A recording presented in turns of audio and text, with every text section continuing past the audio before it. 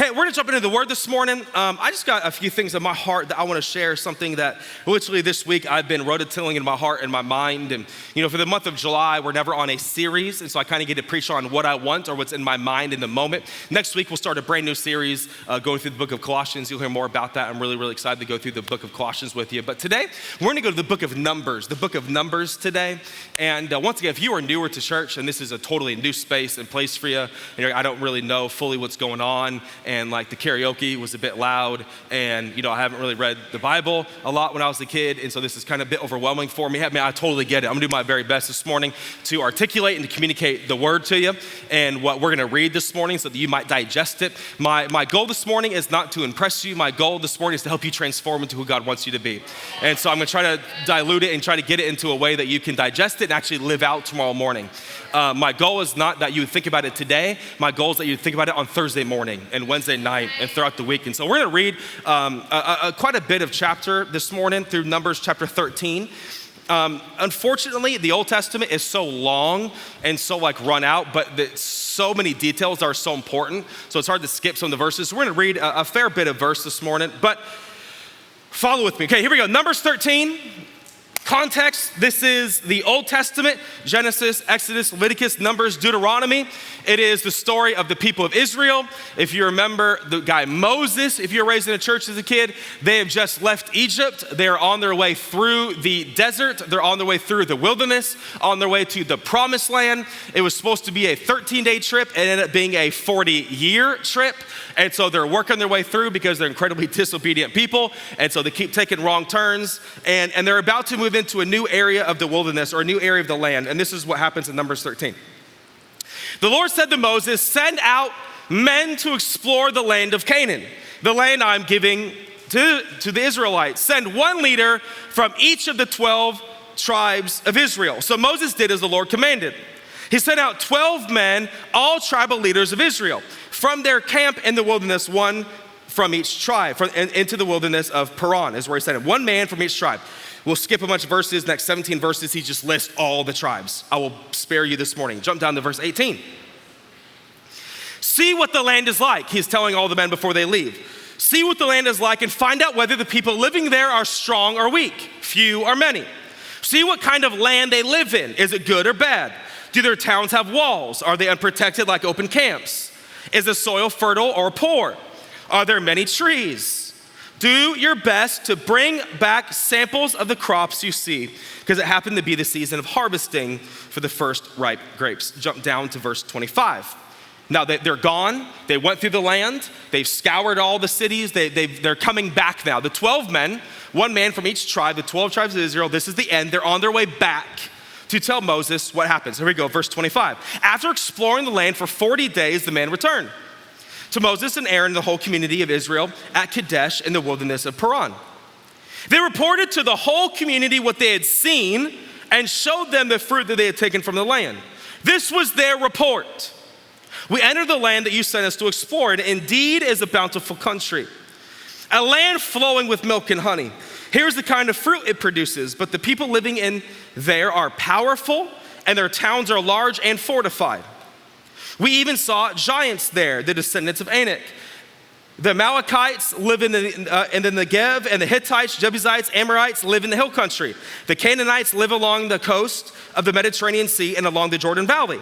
But verse 30, "But Caleb tried to quiet the people as soon as they stood before Moses. 'Let's go at once to take the land,' he said. 'We can certainly conquer it.'" We'll end here, verse 31. "But the other men, so there's 12, 2 men said we can take it, 10 men said we can't. But the other men who had explored the same land with him disagreed. 'We can't go up against them. They are stronger than we are.' So they spread this bad report about the land among the Israelites. 'The land we traveled through and explored will devour anyone who goes to live there. And all the people we saw were huge. We even saw giants there, the descendants of Anak. Next to them, we felt like grasshoppers. Next to them, we felt like grasshoppers, and that's what they thought too.'" Next to them, we felt like grasshoppers, and that's what they thought too. This morning, I want to talk from the title, "The Story We Tell Ourselves." The story we tell ourselves. the story we tell ourselves. My wife, Julia, this morning, is my favorite person, obviously, to say the least, in the whole wide world. Also, my wife has such bad asthma, like horrible asthma, that if I get her laughing hard enough, she has to take an inhaler. So I know I'm funny when she's reaching for something to save her life. I know I've now reached a level of humor when she can't breathe anymore and she's looking for an inhaler. I know I got her when she's laughing so hard she needs her inhaler. About 8 years ago, my wife was drinking so much coffee we were going poor. So I sat my wife down one day and I said, listen, woman. I'm just kidding, I didn't say it. I was like, babe, you gotta stop drinking so much coffee. Like, we can't afford your addiction. Like, we can't live this way. And she's like, fine, I won't drink coffee anymore if you buy me an espresso. I was like, deal. How naive I was. Deal. So I bought her an espresso. And when you buy it, if you don't know this, when you buy an espresso, they send you, I think there's 12 categories from decaffeinated to number 12. The most caffeinated, and they send you samples of them all so you know which one you like.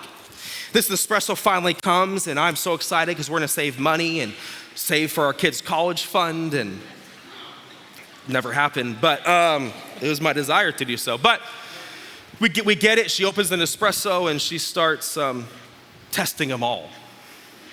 She starts with the first one. I'm gonna start with the first one. It's probably the highest. She puts the capsule in, she shuts it, she drinks it. I go upstairs, I think we only have one child at this point. Cruz is like 1.5 years old. Oh, the simple days. We have one kid, not 3, and I come downstairs and my wife is like, babe, there's so much caffeine in this coffee. I was like, which one did you take? And she's like, the highest one, the number 12. Like, babe, look. And I'm like, listen, I know you're like 4'7", but I don't think it's like affecting you that much. Like, I know you're a small person, but like, no, babe, this is wild. And I'm like, did you take coffee or ecstasy? Like, where are we at here? Like, what kind of Nespresso pause did you order? And she's like, no, I read the manual, I took the number 12. There's so much caffeine. And I'm like, I'm gonna hide the rest of these things. So I go over to our living room and I pick up my son, because I'm a great father, and Julie's over here tweaking out while I have to watch our son, make sure he's safe. I'm with Cruz, and then I see Julia grab something, throw something away, and run upstairs. Now I'm intrigued. Babe, what happened? Nothing. I'm like, the more you say nothing, the more it means something, by the way. Nothing. I go to the garbage. I'm like, what did she throw away? I find the pod that she tried to disperse. I find the pod, I go to the little book, and I'm like, how much did she seriously take? Did she take the number 12, like highest shot? I go down, it's a black one. And I'm like, well, the highest one's red, and okay, number 11, no, that's green. Okay, number 8, no, that's blue. I keep going all the way down to the very last one, and it says the black pods are decaffeinated.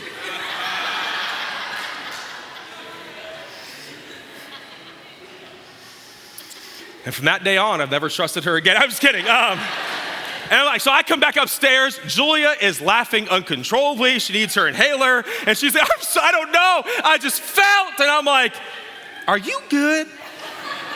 Do I need to take you somewhere? Is my son safe when I go to work?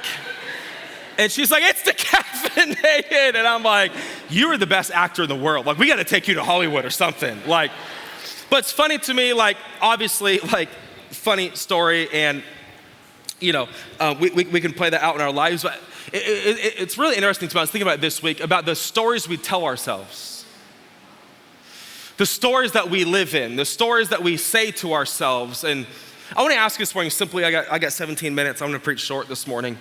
I want to ask you this morning real simply, what story have you been telling yourself? What story have you been telling yourself? Because this is the reality. You don't talk to anyone as much as you talk to yourself. And this is what's also scary. You don't listen to anyone as much as you listen to yourself. And that could be a really, really good thing or a really, really damaging thing. And I've noticed with my kids and other people, and I start noticing, man, we don't live out reality, we live out the story we tell ourselves.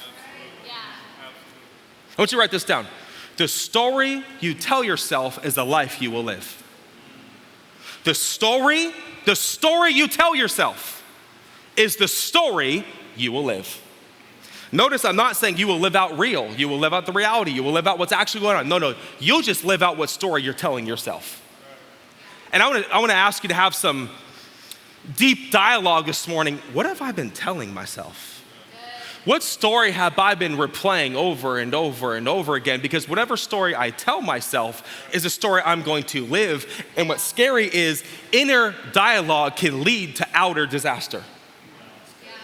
Inner dialogue can lead to outward disaster. It's amazing to me when I talk to people, even my own children, that they're telling me these stories about Cruz did this and Quinn did that. And I'm like, I watched you. That never happened. Cruz like, Dad, he choked me. And I'm like, I'm right here. He never did that. She's like, Dad, he almost died, Dad. And I'm like, I watched the whole thing. He touched your arm. No, that was my throat. And I'm like, you were your mother's daughter. I know where this comes from. But she'll tell herself this story all day. Why? Because we must be careful what story we are telling ourselves. Because that's the story you will live out. This morning we read in Numbers 13 about 12 men. 12 men that go to the land. They come back and give what? A story, a report. This is what we've seen. Now, roughly there's about 2 million people in the nation. 2 million people are listening to the testimony of 12 men. 12 men come back and go, yeah, we've seen the land, and there's giants, and there's fields, and there's fortified cities, and they're large, and there's fruit, and there's crops, and there's giants, we're gonna die. 10 men give that report. 2 men go, let's go, we can take it. What's fascinating to me is that 12 men saw the same thing, but they told 2 different stories. They all went through the same land. They all went through the same cities. They all saw the same people. 10 men said, no, we'll die if we go there. The other 2 men say, no, we can do this. See, the thing is, it's not what you see, it's the story you tell yourself what you see.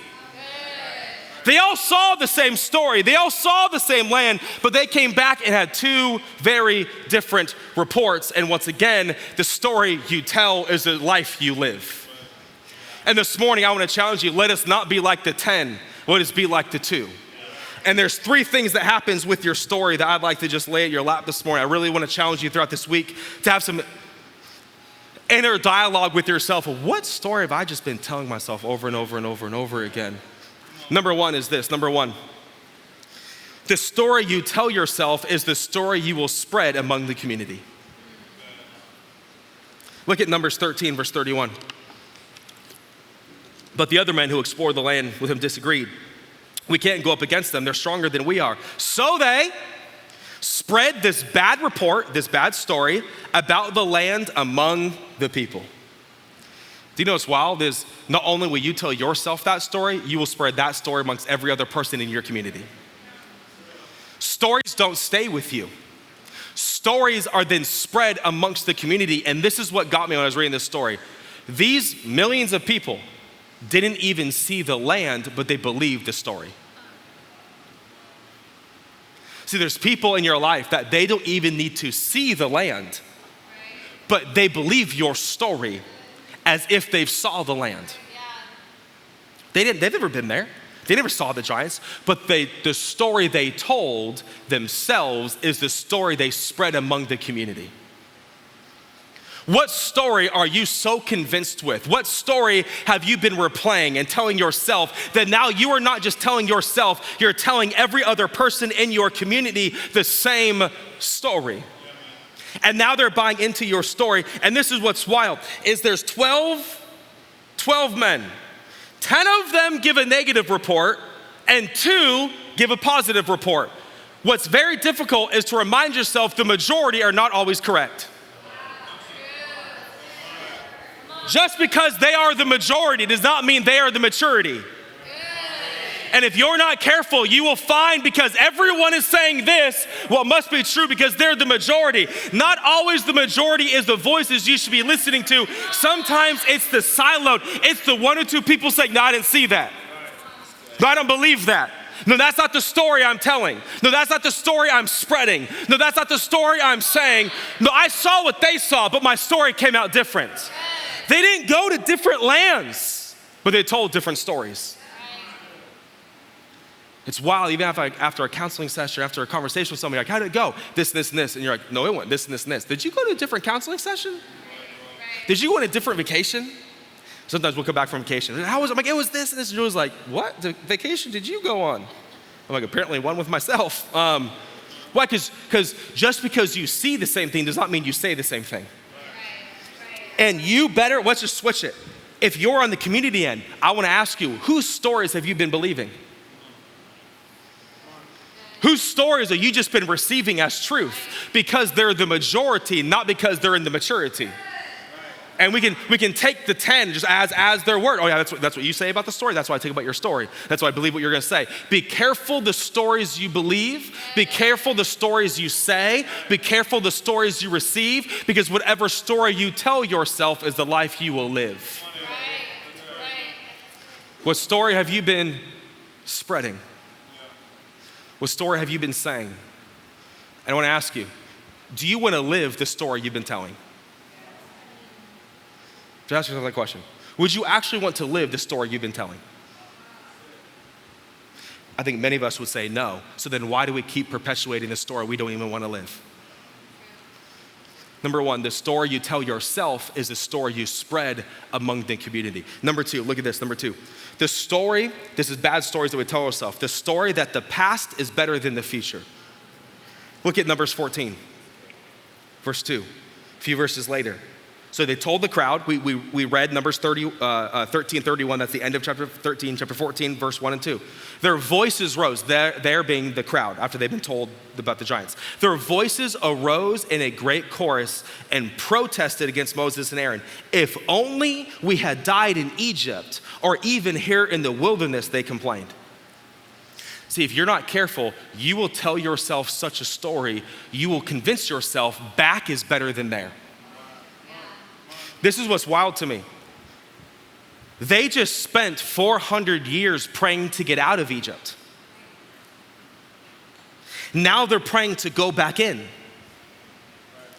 Isn't it interesting that you and I to this day can pray for God to get us out of that relationship, and then we're lonely for 30 days and we go back to the same man we prayed from safety from?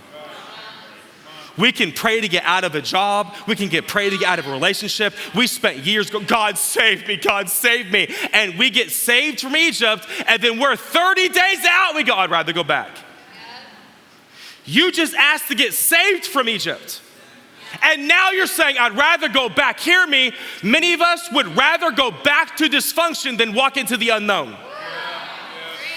Though we hate dysfunction, it's at least known. Though we don't want dysfunction, we at least know what it is. And we would rather choose dysfunction than the unknown. And they go, oh my, there's giants and there's fortified cities and there's people and let's just go back. Be careful the story you tell yourself when you constantly talk about your memories, not your dreams. Be careful how your mind always wandered to the yesteryears, not where you're going.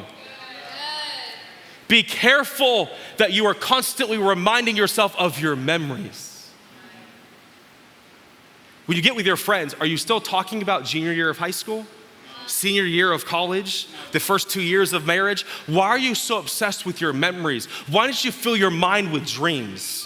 Why don't you fill your mind with the future? Why don't you fill your mind with where you're going? Why don't you fill your mind with where God is taking you? Because if you're not careful, the story we keep telling ourselves is back is better. Right. The old days are better. I love it when you get like, a freshman in high school is talking about the 8th grade. Man, 8th grade summer was it, man. Freshmen in college, man, senior summer was lit, let me tell you. You get your first job, man, college senior year. Why? Because we're obsessed with where we were. Because why? We're scared to admit We don't know. The future's so unknown. And I would rather go back to the dysfunction of Egypt than live in the unknown land of Canaan.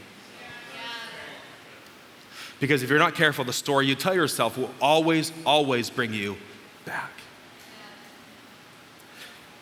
Do you spend your time and days daydreaming or dreaming? I remember this event and this. You have spent so much of your emotional space reliving something that wasn't even that good.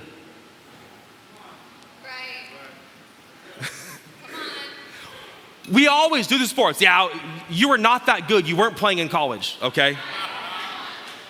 You didn't play not because your mom hated the coach, it's because you weren't good enough to play, okay? That's the story, okay? But we look back and go, well, no, you weren't, or the boyfriend wasn't that bad, or the job wasn't that bad. And we constantly replay our past different than it actually was. And it's interesting, when we're in Egypt, it's horrible. When we get out of Egypt, it wasn't that bad. She wasn't that bad. The addiction wasn't that deep. The job wasn't that abusive. The spouse wasn't that damaging. Do you remember 2 years ago? Do you remember 10 years ago? Do you remember the place that you were, that you asked God to save you from? Why? Because the story you tell yourself is, I'd rather just go back. Then move forward into the land that God has you. What story have you been telling yourself? Number 3, this is the shortest sermon I will ever preach. It's because it's so hot, I want to get off this stage. Just kidding, I love preaching.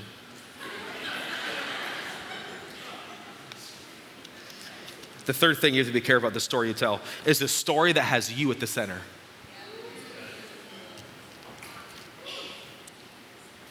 Numbers 14, verse 7. They said to all the people of Israel, look it, we've traveled through the land and explored this wonderful land. This is what Caleb says. If the Lord is pleased with us, he will bring us safely into the land and give it to us. It is rich, land flowing with milk and honey. Do not rebel against the Lord and don't be afraid of the people of the land. They are only helpless prey to us. Wait. I thought the testimony was they were giants and will die. Guys, think about this in context. The first 10 people said they're giants, we'll die. We can't go in there. We're like grasshoppers to them. Look at what Caleb's response is. No, they're prey to us. Why? Because God will give us the land. Simply, I'll ask you a question. Who's the main character in the story you always tell yourself? You or God? Because if you are always your own main character, your story will always lead to grasshopper. If God is the main story of your main character of your story, it will always lead to victory. When you are telling yourself this story over and over and over again, who's the main character? It sounds like this. I can't do this. I can never accomplish this. I'll never be the same again. I can never change. I will always be this way. I will never get that money again. Our marriage will never be the same again. Notice how your language of your own story, it's always I, me, we, I, me, because you think you are the main character of your own story. I want to challenge you to switch the narrative of the characteristics of your story that put God at the center of your story. And watch the story that you are telling yourself change. No, God can do this. No, God's bigger than anything I'm facing. No, God knows all things. He is all things. He has all things. No, I don't know the future, but God knows the future. And I'm scared, but God knows everything going on. And I don't have the money, but God has the cattle on 1,000 hills. Man, I'm like, notice how your attitude of the story you tell yourself will drastically change, not because the story is changing, it's because the main character has changed. This word is very, very simple. But the difference between Canaan and Egypt is the story you tell yourself. Those millions of people called the Israelites would have stayed in the wilderness if they would have listened to the bad report. But no, they chose Caleb and say, let us go, let us take the land. Notice the difference between freedom and captivity is not the land, it's the story you tell yourself. It's simple. I really just want to ask you this morning. This is like a 19-minute word.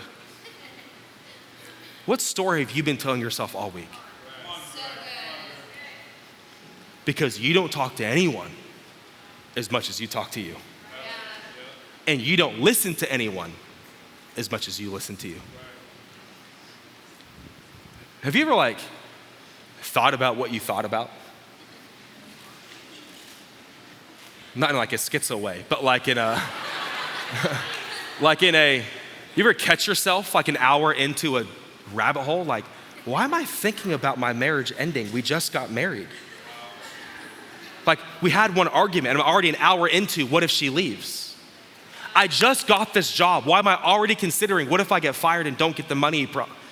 Have you ever noticed that your dialogue just starts going down and then you have bought into the pod so much that you tell yourself you're hyper and you live out the story you tell yourself, and then 10 years down the road you go, I told myself a lie, so I lived it.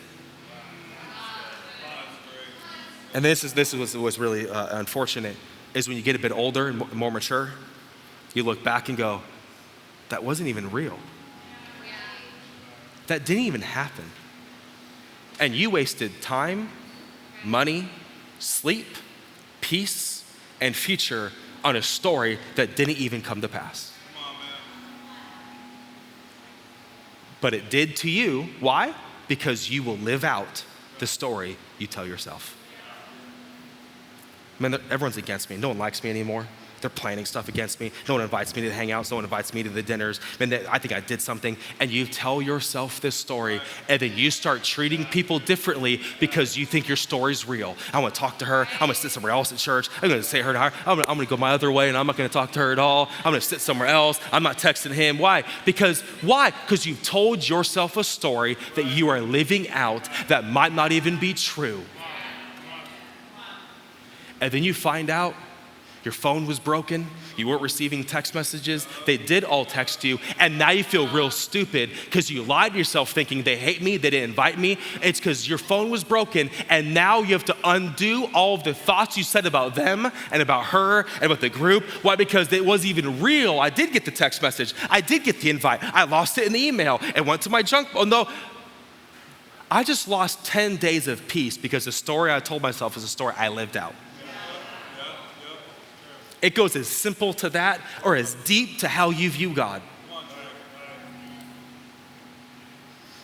What you been talking about lately? Late at night, early in the morning, on the way to work, working out, zoning out during work.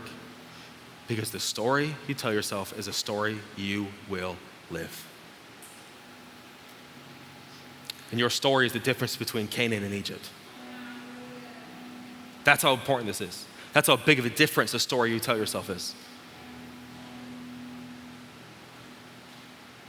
Are you telling your story or God's story? Are you at the center or is he at the center? This morning I kind of wanted to, I guess I could have said it in the beginning. Last week I talked about avoiding shipwreck. Today I want to kind of do avoiding shipwreck part 2. Many of us shipwreck our own lives because of the story we tell ourselves. Another way to avoid shipwreck is change your story. Change your inner dialogue.